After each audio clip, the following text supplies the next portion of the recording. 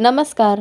गुरुवार स्पेशल आज मी बनवते आलू मटर. त्यासाठी कढईमध्ये 1 चमचा तेल टाकून त्यात एक मोठा कांदा टाकून त्यात थोडंसं मीठ टाकून परतून घेतलं. परतून झाल्यावर त्यात 3 ते 4 लसणाच्या पाकळ्या, अद्रकचा तुकडा, 2 तिखट मिरच्या, कोथिंबीर, 7 ते 8 भिजवलेले काजू, खडे मसाल्यांमध्ये 3 ते 4 लवंग, काली मिरी, जिरे, 1 दालचिनीचा तुकडा, 2 छोट्या वेलच्या, 1 मोठी वेलची आणि 1 तेजपत्ता टाकून परतून घेतले. परतून झाल्यावर 1 मोठा टोमॅटो टाकून झाकण ठेवून 1 मिनिटासाठी ठेवले आणि मिक्सरमधून बारीक पेस्ट करून घेतली. पेस्ट करताना त्यात 1 भिजवलेली काश्मीरी मिरची टाकली, त्यामुळे कलर छान येतो.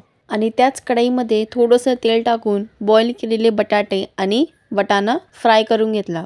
नंतर 2 चमचे तूप टाकून 1 चमचाभर काश्मीरी पावडर टाकले. मिक्सरमधून बारीक केलेली पेस्ट टाकली.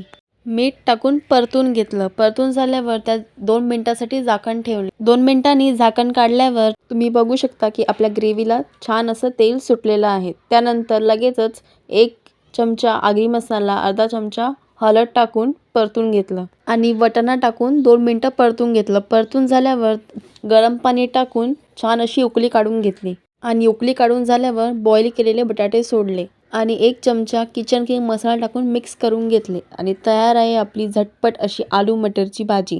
तुम्ही सुद्धा नक्की अशी भाजी ट्राय करून बघा आणि मला कमेंट करून नक्की सांगा. रेसिपी आवडल्यास लाईक, शेअर अँड सबस्क्राईब.